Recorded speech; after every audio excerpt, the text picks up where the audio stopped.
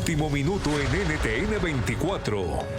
Mucha atención, NTN 24 tuvo acceso en primicia a la transcripción completa de la comparecencia de Nicolás Maduro ante la Corte del Distrito Sur de Nueva York.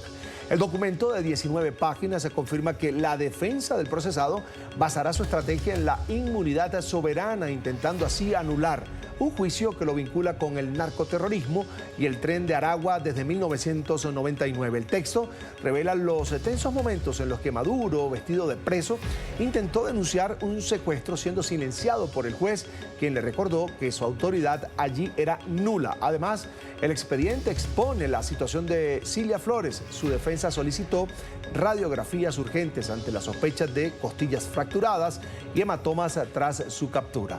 Saludamos a esta hora a nuestra periodista Alessandra Martín, quien analizó cada detalle de este documento histórico. Alessandra, buena tarde.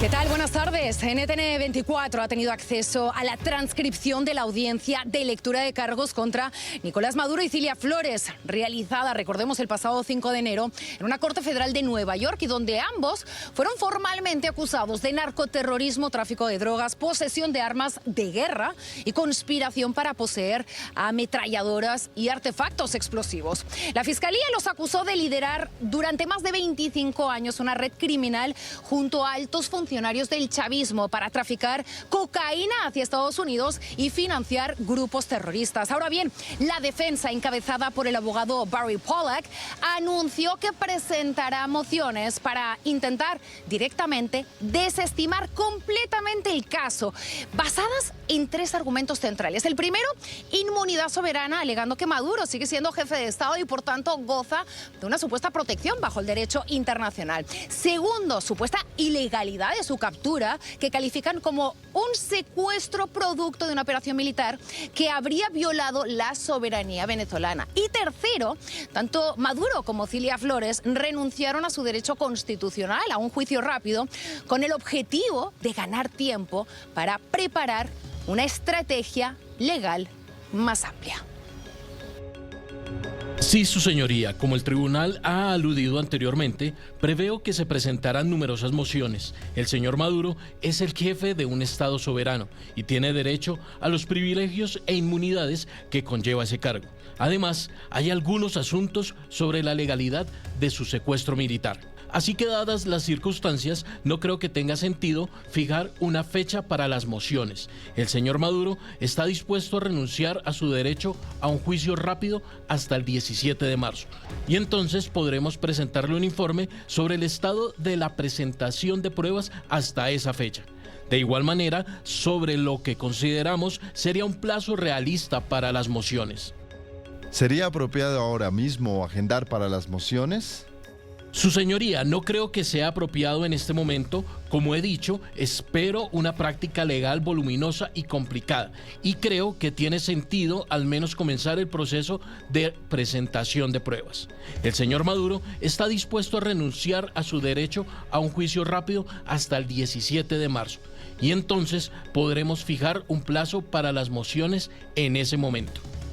Su señoría, en nombre de la señora Flores de Maduro, estamos de acuerdo y también renunciaríamos a nuestro derecho a un juicio rápido hasta que podamos volver a reunirnos.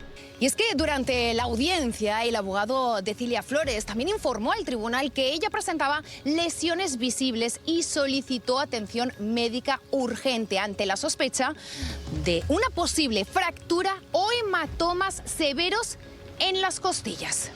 Su señoría, al igual que la señora Flores de Maduro, durante su secuestro sufrió lesiones importantes, como puede ver hoy aquí en el tribunal. Adicionalmente, se cree que podría tener una fractura o contusiones graves en las costillas. Solicitamos al tribunal que ordene, si no podemos obtenerlo de otra manera, una radiografía completa y una evaluación física para garantizar su salud.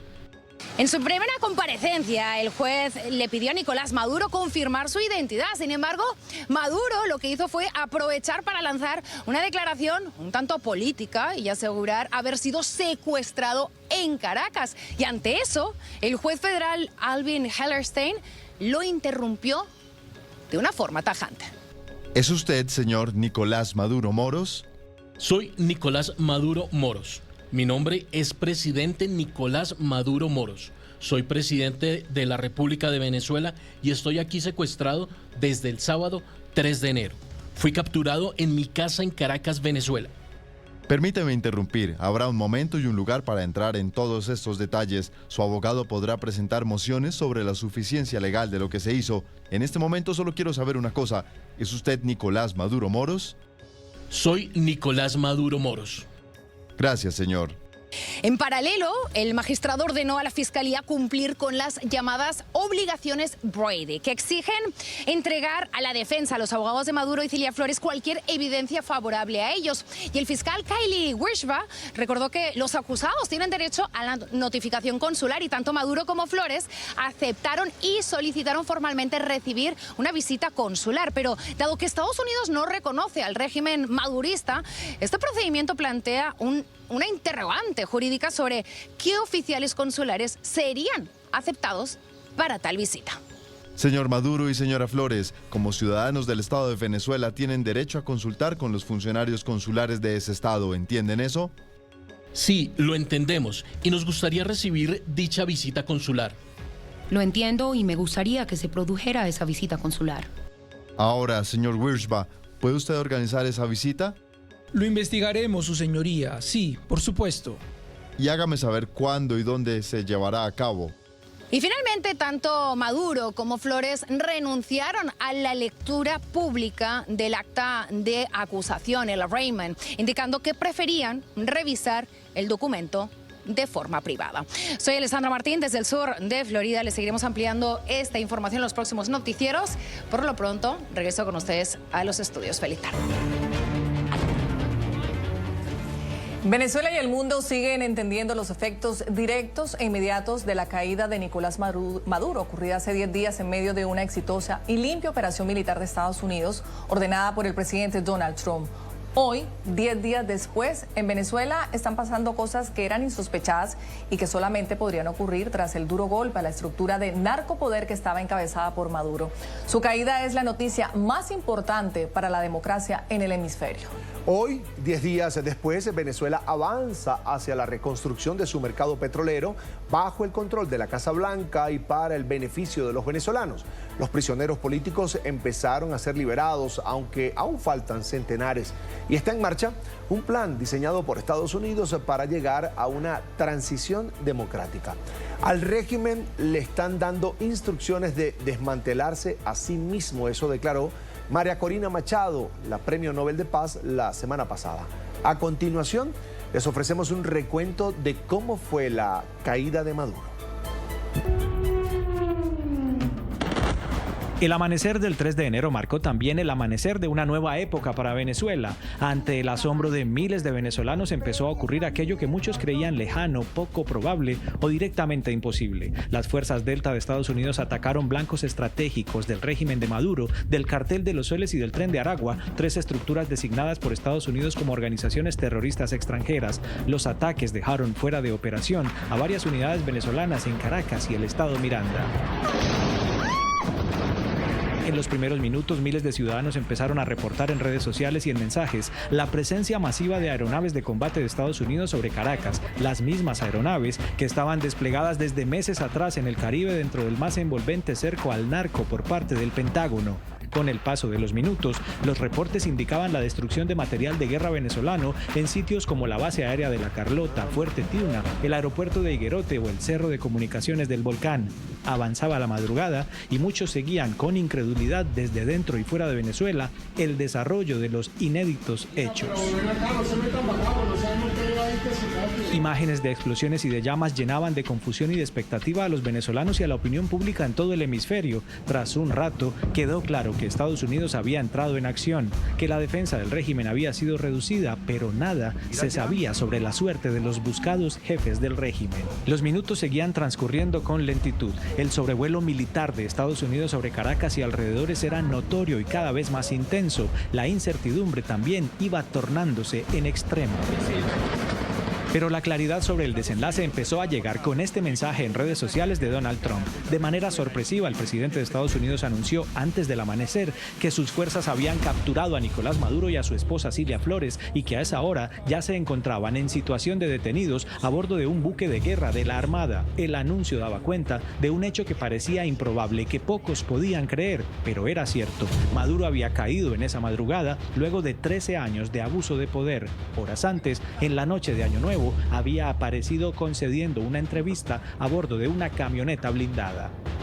Yo tengo un búnker infalible. Dios Todopoderoso. Desde el régimen, la primera aparición corrió por cuenta de Delcy Rodríguez, quien mediante un mensaje de audio en la televisión estatal venezolana pedía una fe de vida de Maduro y de Cilia, a quienes declaraba como secuestrados. Exigimos al gobierno del presidente Donald Trump prueba de vida inmediata de la vida del presidente Maduro y de la primera dama. Ese mensaje estuvo seguido de una aparición en televisión por parte de Vladimir Padrino López, quien desde un búnker aparentemente hablaba de una supuesta agresión contra Venezuela. Llegando a impactar con sus misiles y cohetes disparados desde sus helicópteros de combate en urbanismos de población civil. En los primeros minutos nada se supo sobre Diosdado Cabello, el otro de los requeridos por la justicia de Estados Unidos. Es un ataque contra Venezuela, contra la República Bolivariana de Venezuela. Ese sábado avanzaba con noticias a cuentagotas, con revelaciones cada vez más asombrosas y con mucha velocidad en la secuencia de hechos que estaban por ocurrir. El presidente de Estados Unidos anunció que ofrecería declaraciones a las 11 de la mañana, hora local, desde su residencia privada en Mar-a-Lago, en Florida, en una rueda de prensa. Pero antes llegó la imagen de la constatación de la captura. En sus redes sociales, Donald Trump publicó la primera foto de Maduro detenido, esposado, con bloqueo visual y auditivo y con una pequeña botella de agua en las manos. A bordo del buque anfibio USS Iwo Jima, Maduro ya viajaba rumbo a una corte federal en Nueva York, en manos de la DEA y de las fuerzas militares de Estados Unidos. Quizá la prueba de vida que pedía Delcy Rodríguez.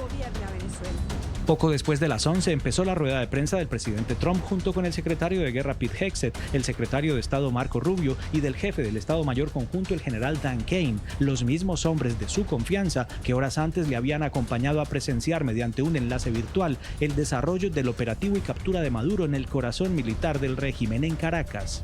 Todos ellos narraron al detalle cómo las fuerzas Delta habían llegado hasta el escondite de Maduro en Fuerte Tiuna y lo habían detenido cuando intentaban meterse en un búnker. Las revelaciones eran cada vez más esclarecedoras.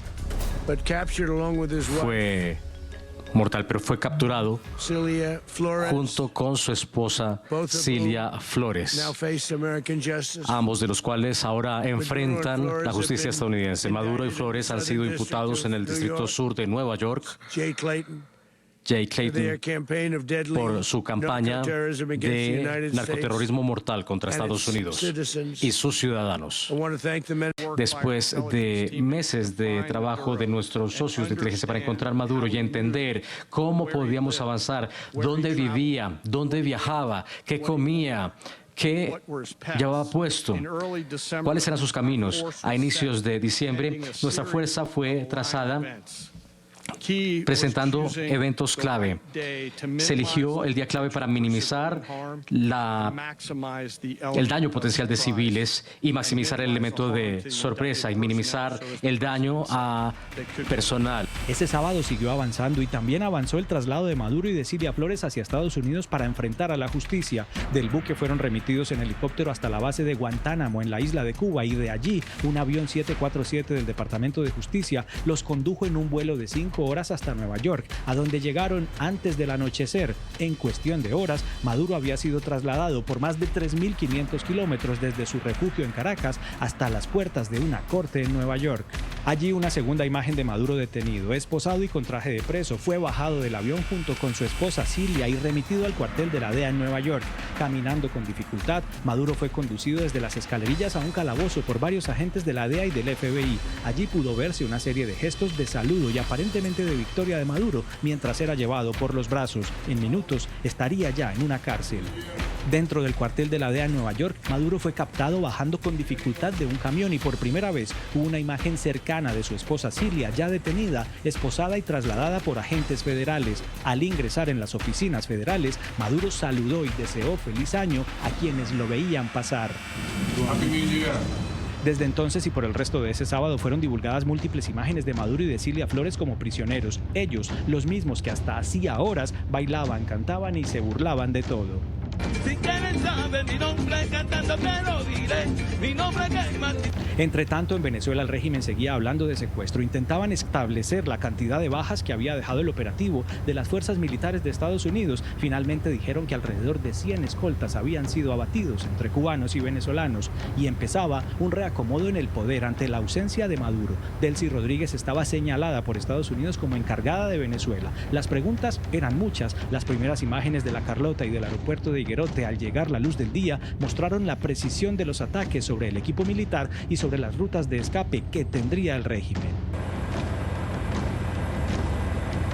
Mientras Estados Unidos declaraba que Venezuela permanecía bajo su administración, Maduro fue citado a comparecer ante el Tribunal del Distrito Sur de Nueva York de inmediato para el mediodía del lunes 5 de enero, pero su traslado desde la cárcel hasta la corte empezó antes de las 8 de la mañana. Aquí llegó una nueva y muy comentada imagen de Maduro y de su esposa prisioneros. A bordo de una camioneta blindada fueron llevados hasta el helipuerto. De ese vehículo bajaron esposados con el traje de cualquier prisionero y con nuevas y notorias dificultades para caminar. Maduro utilizaba unas chancletas y al abordar y descender del helicóptero, así fue captado por las cámaras de la televisión en Nueva York. A su lado Cilia, quien tenía una venda en la frente y también caminaba con dificultad, atada por las manos. Ambos pidieron al juez y recibieron autorización de tener servicio médico dentro de la cárcel. En el helicóptero fueron llevados sobre el río Hudson desde Brooklyn hasta Manhattan para llegar a la corte. En el traslado lento, decenas de agentes con armamento custodiaban cada uno de sus pasos. Al llegar al camión blindado para recorrer unas calles de Manhattan, Maduro tuvo que ser nuevamente ayudado para poder subir. Así llegaron a ponerse en el banquillo de los acusados ante el juez para escuchar los cargos en su contra por graves delitos relacionados con narcotráfico. En el expediente también figuran los fugitivos Nicolás Maduro Guerra, conocido como Nicolásito, y Ramón Rodríguez Chacín. Al iniciar la diligencia, el juez preguntó a Maduro su nombre. Él se presentó como presidente de Venezuela, como prisionero de guerra y secuestrado, y dijo ser inocente antes de ser interrumpido por el juez, quien le pidió limitarse a responder sus preguntas según el protocolo de la audiencia judicial. Permítame interrumpir, ya habrá tiempo para eso. Solo quiero saber, ¿es usted Nicolás Maduro Moros? Sí. En este boceto quedaron ilustradas las imágenes de Maduro, su esposa y sus abogados durante la primera comparecencia. El retorno a la cárcel implicó un dispositivo similar. Maduro y Cilia quedaron recluidos en el Centro Metropolitano de Detención de Brooklyn, una cárcel que por su rudeza es conocida como el infierno. De allí saldrán nuevamente en marzo para volver a acudir a otra citación del juez. Mientras avanza el proceso, permanecerán en una celda pequeña y sujetos a las normas propias del penal, eso sí, con las garantías legales que ellos jamás permitieron a sus víctimas en Venezuela. Maduro está preso desde hace 10 días y Venezuela avanza hacia la democracia bajo el control del gobierno de Donald Trump.